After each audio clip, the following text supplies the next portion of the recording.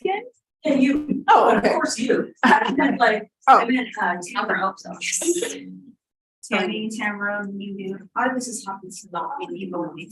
Oh, Skinner. No, no, you're not. What is skinning? Right. You need to look at your own mind. Which is why I'm here. That's.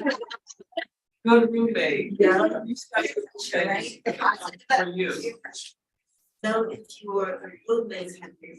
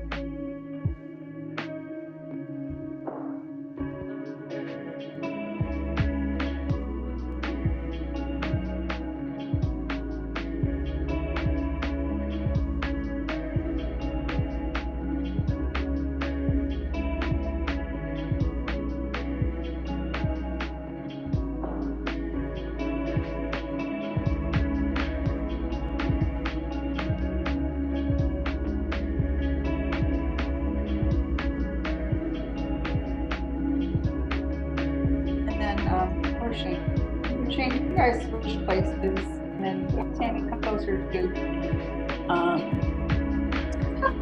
We'll do a little back. Yeah, we go shares. Alright. And then, Shane, you guys switch places, and then Tammy, come closer to. Alright, so just while we're waiting for the last person, let's go ahead, let's go around the room, get to know each other a little bit more. We did a little while long ago, right? Shane, you guys switched places earlier today, closer to. Let's just say your name, why you're interested in this event. Alright, so just Shane, so we'll do intros that more while waiting for the last person. Let's go ahead, let's go around. Tammy can mention.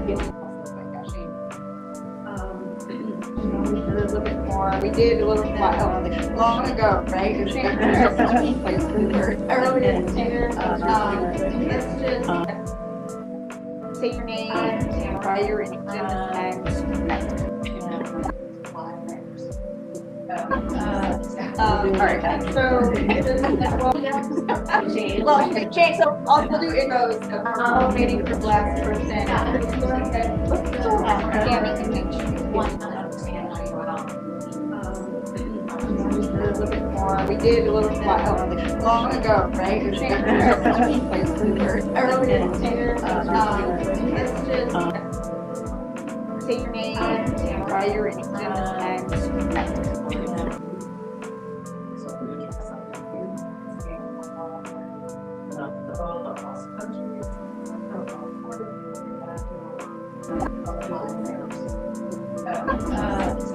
Alright, so Shane, so we'll do intros that we're waiting for the last person. A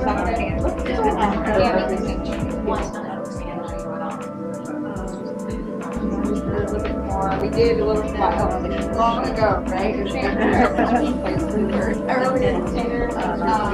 Let's just you know what this do what?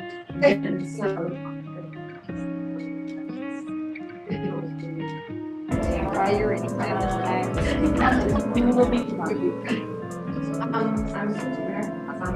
I'm here because my friends want to get into it.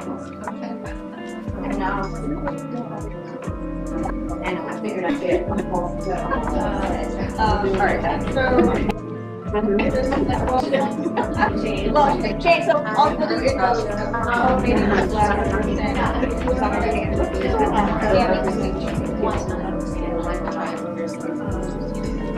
A little bit more. We did a little while long ago, right? Shane, you guys switched places earlier today. I'm gonna forget my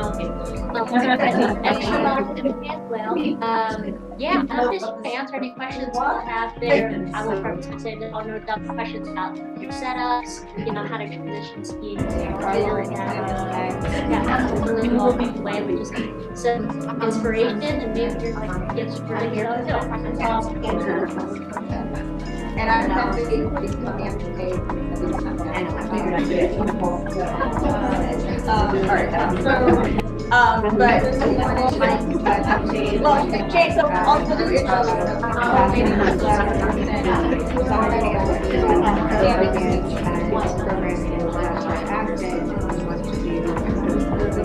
We did did a little while long ago, right? We've got a lot of things. So I'm gonna probably get my yeah, just answer any questions you have there. I will send it on your questions about food setups, you know, how to transition speed. So inspiration Today is our is really good. right now, our risk level. And I'm hoping we get to pay right now. And we have 8 more days to go.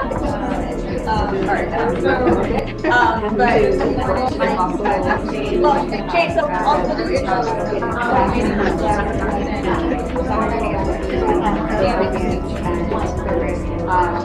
We'll just jump. Yeah, they did long ago, right? We've got a lot of things. So I'm gonna probably get my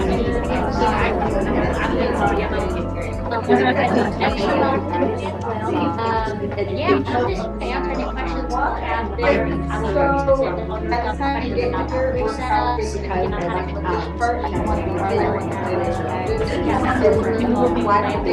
so inspiration Today is when they can do all for right now. Our risk and I'm hoping we get to this game. And we have 8 more days to get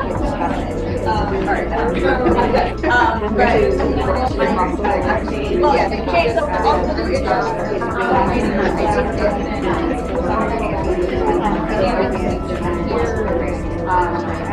we'll just jump. They did long ago. So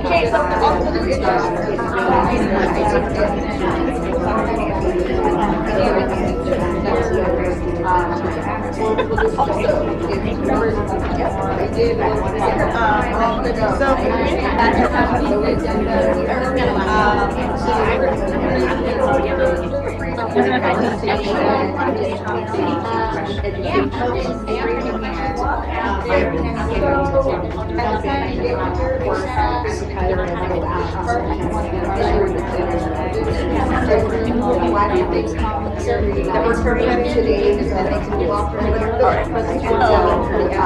now. And I'm hoping we get to this game. okay, so also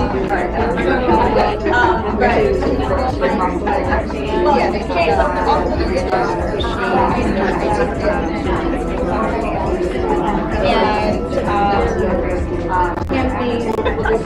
Today is when they can do all for right now.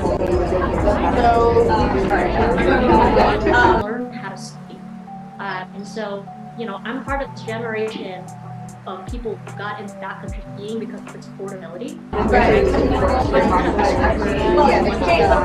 In Washington State, at least. But secondly, you know, just for the fact that you can literally go anywhere with backcountry skis, right? So we were doing hill laps in our closed resort locally, and then I would just be practicing on cross-country trails. I'd be practicing on swings. I'd be, you know, and all these things. And you know, since then, now in a lot of stuff between the Professional Ski Instructors of America and the American Mountain Guide Association, you basically provide a lot of just affordable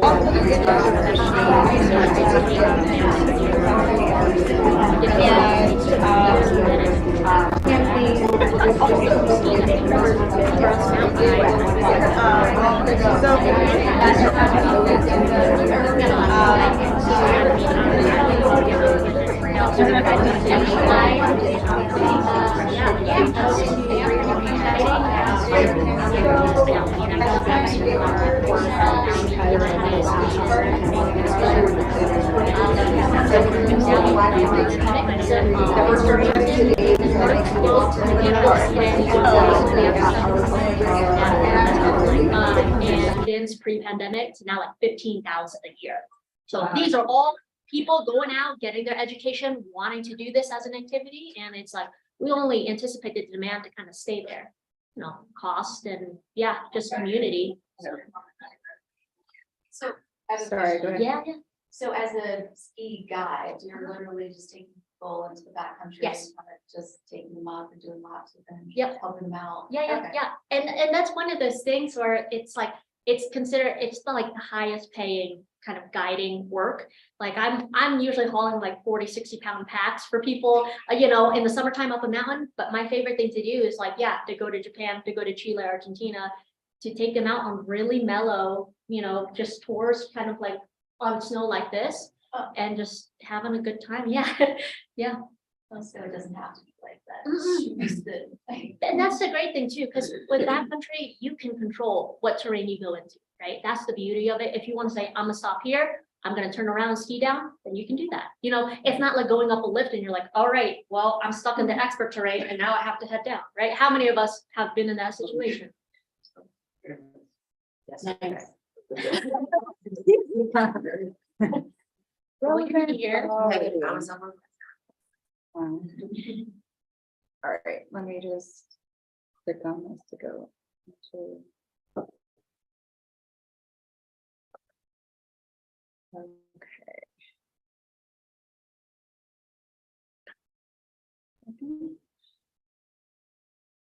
So what were you doing before you decided to become a guide? I was doing a lot of grant making work, so I still do that now for the Department of Natural Resources, but it's a lot of grant making centered around environmental ed for communities of color, and then as well, just outdoor recreation grants for nonprofits. And I think it's, you know, when you control the money, in a way you control a lot of the power. And it's like, if I can be in that position and use those resources to give those out to folks I know in the community, it's like, oh yeah, I would rather do that than some like, you know, legacy, oftentimes male-led, white-led organization who they say, well, we care about including everybody, and then they don't actually. Right. Cool. That's awesome. Right. So we'll just pretend, oh, voila, it went away. Okay, so today's mission. And I think that's a great segue to, and it's good because I think everyone's thoughts about why they're here. We got a lot of, you know, I think feedback on exploring something different, right? Doing something different, you know, and today is a great day, but yesterday was just okay, you know, so just giving yourself something else to do when, I don't know, there's not enough snowpack. There is enough snowpack, but you've been going down the same runs. You want to just sort of exercise in a little bit different way. I do want everyone, you know, sort of like rules of the road for the day, you know, embrace the challenge, right? You know, you're already here. Everyone is going to finish today's experience. We will have no woman left behind, right? We will move as a group together. We have 3 guides here, right? And we'll have somebody in the front, somebody in the middle, and somebody in the back to make sure to get everybody up, right? I've got some tunes. We're gonna play the music, right? We gotta have a little music, and we'll be good. But yeah, so you know, I think one of the things that's kind of been a recurring question is like, you know, what is uphill? What is uphill, right? So what we've been talking about, you know, the term for going uphill, right, on skis is called skinning, right? And people have been putting skins on for basically thousands of years, right? So they were actually originally seal skins, and they kind of just stuck with the name, although now there's 3 different types of skins. There's mohair, synthetic, and then a blend where they might blend both the mohair and the synthetic, kind of a nylon all together. So that's kind of where the whole thing came from. Yep. What's the difference between backcountry versus Yeah, so, and we're gonna get into that right now. Yeah, you just knew that was what was coming. Okay, so inbounds, then there's like inbounds or off piste or out of bounds, right? Inbounds is the terrain inside your ski area boundary, where we're doing avalanche mitigation. They're taking there's actually ski patrol if you do get in trouble out there. Off piste, out of bounds, right? Terrain outside of managed areas. There's no avalanche mitigation. And you're skiing or snowboarding at your own risk. What's cool about why uphill has gotten so popular, and in particular more resorts have created more opportunity for inbounds uphill, to kind of bridge that, because a lot of people were just asking for it, like, hey, I want to do this, I have limited time, I want to, like Tamara's here, like I have limited time, I have 2 hours, right? I'm going to skin up and I'm going to do one run, right? But that's going to take me 90 minutes, right? That's a great workout. And I can then bring my ass back down and get on with my day, right? And then there's different uphill modes, of course, right? So last year in Aspen, we did the boot packing up the Highlands. You can always boot pack, but boot packing is usually not as efficient. When the piste gets super steep, that's when you would actually boot pack or use something called a crampon if it's super icy, and we're not even getting into into that terrain, pun intended there. Snowshoeing is also an option. What I have on my back there in the picture there is kind of a combination of a snowshoe and like mini skis with a skin on the bottom, actually. So they're actually like built into those. So actually I started on those. They're not as efficient, but it's fun to have them just as another option. And of course, we've already talked about skinning. And of course, you can do it as alpine skiing, right? Touring, split boarding, which we'll get into. And then of course, telemarking, which Shane does. She's our teleshane over here. But the allure of uphilling, right? Why is uphill growing in popularity? We've already talked about the safety component. Tammy already touched on this: minimal training, knowledge, and equipment, just to compare to venturing out into the backcountry. Because as all of us have done, we've gotten our Avi one, right? It's a commitment to learning and staying consistent with your education with respect to getting out there, practicing avalanche and running, and being able to dig up a pack, right, that you've packed, allegedly in a place that you don't know where it is, and pretending like there's a body, somebody, your loved one, a friend, a spouse, a partner, right? And you're trying to dig them out as quickly as possible. So that's the beauty. That's one of the other beauties of uphill. And the other thing is just avoiding crowded resort and lines here at Vail. You know how it gets, especially on the weekends. It is wild. Ski Town All Stars always posts on IG like the lines just going just for like a mile. It's ridiculous. You also, nice options for peace and quiet, because you are just out. You can go super early or later in the afternoon, depending on which resort you're at. We've talked about it being a great form of exercise. I use Tampa just because I know Tampa's schedule. We were talking about it the other day. Perfect for busy people. And then there's the intrinsic value of it all, right? Earning your turns, right? I think there's some power in, hey, I actually got my ass up on this. I put these things on my skis or my split board, and I hiked up, and I can play music. I can pack a lunch if you are going for a longer kind of skin, and you just make a day of it. So I think it's just a nice option, and those are, I think, the main reasons why it's grown in popularity. Any questions on that? So the mountain just lets you go out. Yeah, so we'll talk about that. And so you guys are just Yeah, but you're doing the setup.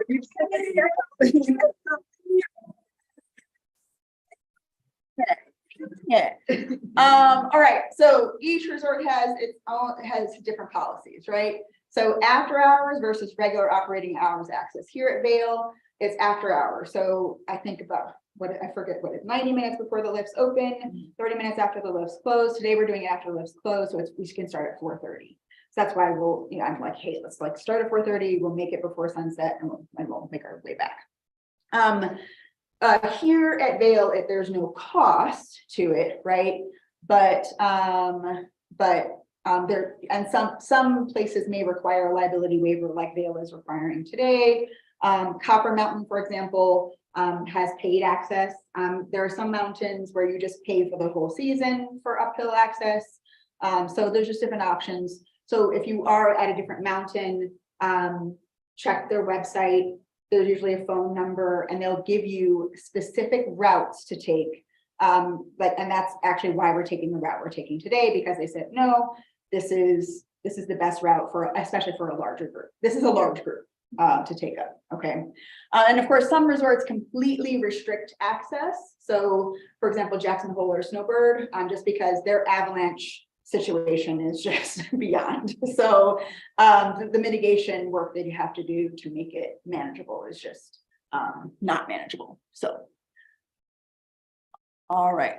So we've talked about just a little bit on the types of equipment, a split board, alpine ski, touring skis, telemarks, just because we're not doing, I didn't mention telemarking here just because all of us here will be either alpine or a split board. But you'll see in a moment, split board is literally a snowboard that splits into two and you throw the skins on the back and that's what enables you to walk up the mountain. Same thing with the skis are already split into, obviously.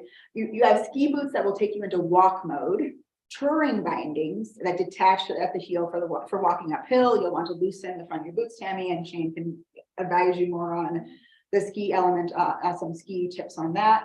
And then a pair of skins for both types of equipment that will be cut to your skis or cut to your split board. I don't recommend cutting your own. So if you decide to go do it, go pay somebody to cut your skins to your equipment.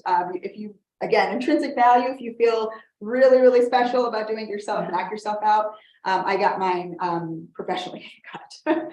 And also adjustable, you can do 2-piece poles, but 3-piece poles, so they could just fold up. And if you have a pack on, you can just dig those poles right in your pack. Moving on. All right. There's Tammy. So 5 skills for, well, there's more, but these are the ones that I wanted to talk about in particular for our specific skinning experience. So proper posture. So Tammy, you want to get up and can I show you how I often see folks start on the skin track? Because it's more like it's like a this. They're like, and then we're on a slope like this, y'all. It's like it's here, down, head down, shoulders down, and it's just like dragging the feet up. And yeah, this, we want to make sure throughout the entirety of the tour that we are saving our legs for the downhill. And when we're bent like this, head down like that, hard on our shoulders as we're carrying a pack compared to when we're normally skiing. And then as well, those hips, I guess if you want to talk about gliding and how the hip flexors and your glutes they can get really tight if you're not watching, And so when I think about posture, I'm just trying to keep as neutral as possible. You are really truly trying to walk with your whatever you. Yeah. So I think, and Tim is exactly, I think, and when I started skinning, and maybe Shane can speak to this too, the posture was the first thing that went, especially if you had a pack on. You're just like, why does my back hurt? Because you're bent over, right? So really trying to keep that posture nice and tall as you're going up. Taking bait, especially if there's a steeper spot, taking smaller steps. But as we'll talk about gliding your skis versus lifting them. So not lifting, we're not marching, right? You want to keep the skis connected to the ground for basically for the entire, from step to step, right? So when we get on mountain, we'll be able to walk through that. And actually, so we'll kind of see how people start moving and make some suggestions based on once you start getting going. I saw a really good pointer on a touring video, and it's more of like a throwing your hip forward while you're doing the glide. So like to keep yourself from lifting your feet up off the ground, it's you're throwing your hip forward, you're throwing your feet forward. Yeah, to keep the ski on the ground or. I think that's kind of the point. Pull your skins uphill, don't push them also. So thinking about sort of pulling that hip forward, right? And then hips are connected to the knee bone, right? So, right. As the hips go, the knee will follow as the rest of the leg, and then what's attached to you will follow as well. Just on steepness as well, like just today won't be as much of an issue, but if you do go into the backcountry and you're picking a line to go up, there could be, I don't know, allegedly a more efficient line that will go take your vert really steep, but it's going to be really hard, and it's just going to burn you out way too soon, and you're just going to be stuck in the snow. So again, just today won't be as much of an issue about selecting your line, because we'll be tree lined on both sides of the run, and so we'll be able to see, and yeah, and the steepness is just not that. Simba is a blue run, and it's not that steep, and we have some variety there. Questions just on technique? Again, when we get on mountain, we'll be able to really dig in and see how everyone's going. In fact, for the skiers in particular, when we go over, if we have time, we don't really have to do it now, but if we have time and people want to, you can put your gear on, and because they have the little vertical setup still up over there. So an option. Questions? Okay. No one wants to lead me into the next, who can guess what the next line? No.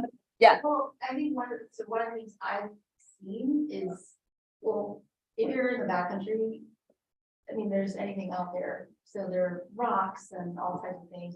And I've seen people fall, like tumble down because they picked a line that was too steep and like, ooh, that seems tough. And like just getting over stuff, we kind of talk about just like, I don't know, how best to navigate around, and how do you know what you might come up against as well?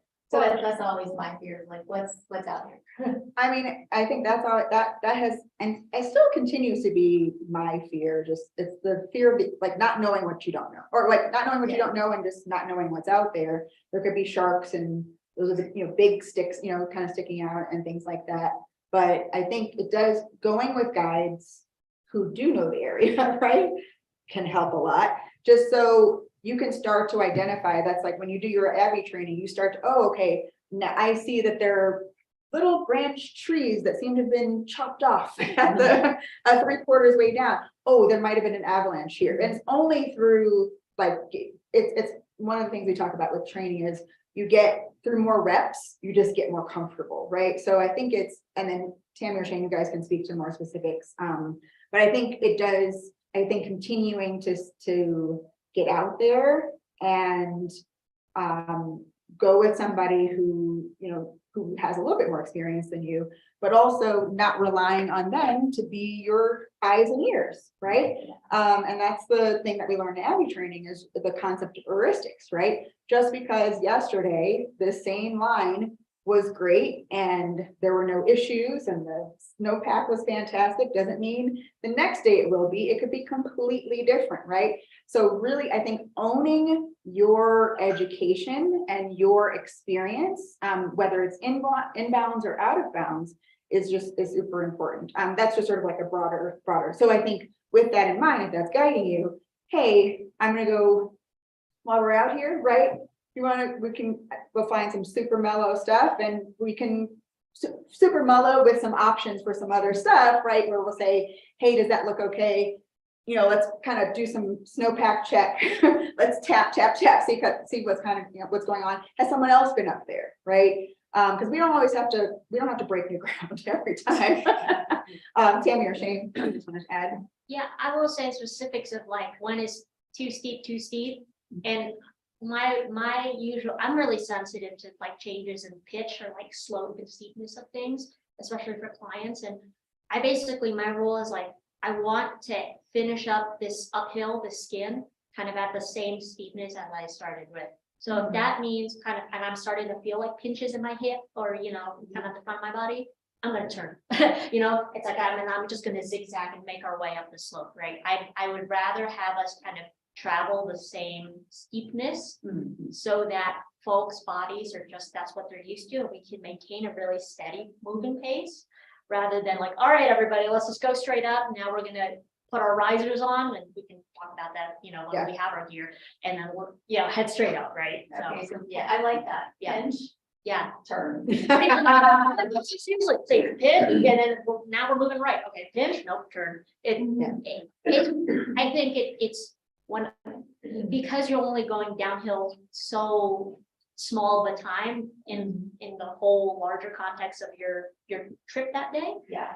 I think about that a lot. It's just like, I just want to conserve my body as much as possible, you know? And I think that goes to, it's another, I put 5 skills, but there's no skills, but, so, I mean, and the thing that Tammy's talking about is what kick turns. So being able, getting kick turns when you get up there. So if you are in a steep spot or if you just need to turn, right? And you're trying to navigate a different line, using those turns, using those kick turns as techniques. Anything else? I mean, I've definitely had to learn from experience this year a couple times, because I went out on some steep stuff and in resort and at night, and it's icy, you can't see. And probably should have taken that line across instead, but went up and slid, fallen, slid, yeah, a couple of times. It's a really good, Yeah. it's a really good educator. Yeah. right? It is. And, you know, also, you know, just in steepness too, it's like, do you want to put your risers on and commit to that up? Or do you want to take that turn and cut off some of that angle and keep zigzagging back across? So, I mean, we're not going to do that today, probably, but like, those are things that you're navigating while you're. I like the zigzag. And we can demo some like a kick turn. We can also do like an ABA turn. We can show you different ways to turn, so your hips are still good. Awesome. All right, skinning technique. Do you recommend going by yourself?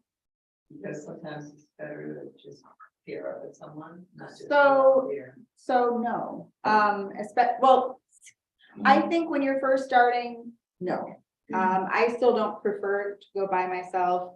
Inbounds, I feel more comfortable going by myself, but I also want to, you know, if I'm going after hours in the afternoon, I'm going to try and make sure I'm out there right at 4:30, right? Where I have some light, I know what the hell is going on. I've charged my head, we're going to talk about these. Yeah. I charged all the things.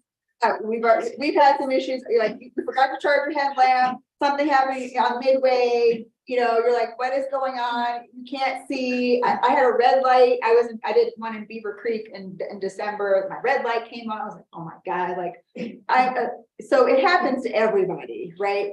But it's just trying to mitigate as many risks, right, as possible, especially for backcountry. I recommend, and this is not replacing, of course, anyone's decision to seek, you know, Abbey training. But so taking your Abbey training, going on tours with groups, right, so that you can practice your skills. There's intro groups to that, beginner tours, and learning from other people in your group. And then, and only then, right? And I've asked my guides, hey, what's a good zone for me to go out by myself? Like one that's definitely going to be, and we're not even get into pitch and degree, slope degree and all of that. But I know if I'm under a certain degree, there's a spot near Breckenridge, which is pretty fantastic most of, like 99% of the time. So I feel comfortable going out there by myself, or I feel comfortable taking someone else out there by myself, but I'm not going to go to where some of the other folks go, because they've been out there again more often. They may not have the same appreciation for observing the ARI framework. We're not going to get into that, but it's a framework for evaluating risk throughout your day. At the beginning of the day, how's everybody feeling? In the middle of the day, how's everybody feeling? Where are we going? What's our backup plan? You know, does everybody have food? You need to go to the bathroom, you know, like, so all those things, they're super important. And so so partners, and I mean, I think That's why we tried to do the webinar, or not tried to do, had the webinar earlier, because I think when you can start to develop some camaraderie with your group, you're more likely to trust, the other individuals that are in your group. And then if you do need help, right? Hey, I can't get my riser up. And we'll talk about using risers, because sometimes it's like, it's like, maybe don't even put them on. Sometimes, yeah, we're doing about high heels, yes. So yeah, riser, and so we'll talk about the risers, but so partners, trust, and yeah, I trust myself. No, just at the beginning, I just wouldn't do that. Tammy or Shane, thoughts on that? I think like how I teach folks the mindset when we're doing avalanche education is like you start with a scale, right? You add one thing to the scale, things change. So if I'm thinking, all right, well, I'm new to this area, and the scale goes down. All right, it's a new partner, scale goes down. I'm maybe this is my 5th time using my backcountry form center. Okay, scale goes down. Then what goes up here? I'm not gonna skin up a blue run. I might do a green run, right? Or if we happen to be doing backcountry stuff, it's gonna be flat like this, right?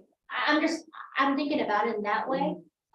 Again, it just goes back to controlling the risk that you are able to do even before you get out on the snow. Right. And I think sometimes to that end, sometimes it takes going with other people then to realize those things about yourself and just, okay, do I have my own equipment? How often have I used it? How often have I practiced? All those sorts of things. Yeah, I mean, my risk level is pretty low. So I'm afraid to go out by myself. Like, I join different groups online to get an idea of the safety level of certain areas in Vermont, just to know that where I can probably venture out by myself. But the uphill stuff in resort is low risk to me, and it's a great way to just get out and practice and use your gear. Because that for me, it's getting used to my gear right now and being able to like take my skins off without taking my skis off, and like doing all those kind of things, and so that you're more prepared when you're maybe out in powder or something like that. Or what do we call ABS snow? So that's you're not skiing in the groomed like inbound snow. It's like all variable conditions. So just being prepared for all that. Yeah. But for me, I'll go. I mean, I went at night, by myself. I don't know why I do that, but it's inbound. So I have my headlamp, except the first time I went out, I was so excited. And my headlamp died in the middle of the mountain. And then I had to like stick my cell phone to my forehead. Okay. Oh yeah, I brought my car flashlight out sometimes. I can't see. It's great, trying to ski down with that. And I still wanted to go up higher, and that's like, this is probably the part where you're taking the risk. That's not appropriate. Right. Scale. Yeah, Yeah. exactly. Scales are returning. They're making. It's a weird question. No, it's a Only good one question. that's nice. One, I guess one. Because you can't really see, even if you have I'm just thinking of how dark it is up at night. Yeah, I mean, there are different kind of headlamps. So like one of the ski shops that does some backcountry, one of the guys told me to use like my bike headlight and strap it to my helmet, because that's a huge, like, it's a bigger light than some of the headlamps. There are variable headlamps that you can get out there. But I mean, is the words you good with one? Well, go ahead. I mean, I have some video. I think somewhere I'll find it. I mean, you're seeing right in front of yourself for the most part, depending on how strong your headlamp is. And so to that end, so I believe it's the LEDs. The power of the headlamp is going to be super important. So the ones we got today, they'll give you a nice, almost like a floodlight in front of you. So it does absolutely help. I did it. I've gone without, and I didn't have my glasses on also. And your sense, your orientation, spatial awareness completely flies out of it's when it gets super dark. Yeah. Right. But even as you're going up, you're like, it's starting to get, if you think flat light is flat, right? Talk about, so if this is and I was talking about with the general manager for Gravity House, we were talking about it last week. And she said, oh yeah, just everyone has headlamps, like absolutely. Because especially for beginners, it's just gonna, so talk about scales, it's gonna start to neutralize that scale for you. And you'll see. I've seen people also inbounds coming down at night too, and they have reflective gear on. They'll have little like flashing lights, because you're out there with the grooming staff, so you have to pay attention to that too. That's why you have to go on certain trails when they say, when you go on certain trails uphill. Yep. At that point, because they're grooming, you have to stay out of their way, you have to be super visible to them. So you can see just without blinding everyone, right? So this is like level 1. It starts to go up, right? And at night, right, it's pretty in red. We don't want to do it. So that means it's not working. So let's see here. So yeah, headlamps, we've talked about. Other gear, let's see here. Yeah, so in terms of equipment, gear, we'll talk about gear a little bit. So everyone has their regular ski or snowboard gear. Since we are going up, it's a chilly day, but it's actually not terrible. So I recommend still bringing it's better to have more than less. But once we start going, you are going to find quickly that your core temperature is you're going to go up 20 degrees, we talk about more or less, right? So, be able to take something off and tie it around. We always our type always carry an extra set of gloves or puffy or that sort of thing. We won't need that. This is going to be super short for today, so you won't need all of that. We should have packs for everyone. They're not really required, but since the skins and the headlamps, the ones that came from backcountry base camp, will all be in there. It'll just be easier just to carry everything inside there. If you wanted to bring a small bottle of water, that could be okay. But again, it's like a 5K or it's not 3 miles. It's only no. I'm saying in terms of water and in terms of hydration necessity on a 5K, right? You're fine, right? Maybe you get a sip, a couple sips, but you kind of keep moving. So that's in terms of gear. I think that kind of hits most of the topics we were going to hit today. We are going to go out to Golden Peak. I don't know if some of you have seen that they've renamed the ski lift, the Benin art chairlift. It's kind of cool. I'm going to take pictures over there. The Gopher ski lift, I believe it is Chair 12. So we'll go out there if people are, because I have this room till 10. So I think we probably go ahead and do that now. For my split boarders, you're set. And you've already eaten. So if you wanted to get on the mountain, you just want to hang around, or you just want to go over to the vendor tents again, knock yourself out. It's up to you. Everyone should have their stuff that you've been down in the locker room. Actually, let's go ahead and do that. So I'm going to shift off of this, and then what we'll do, I'll do a quick tour of where everything is. So if you are planning to hang out here for the day, you kind of know where everything is. Because it can be a little bit like, where's the hot tub? Because it's outside. All of the other things, sauna, salt room, steam room, I hope it's open today. Cold plunge, you so dare, are on the same level, but you have to enter them through the locker room. So that's it for this right now. I'll stop this. And so what time where do we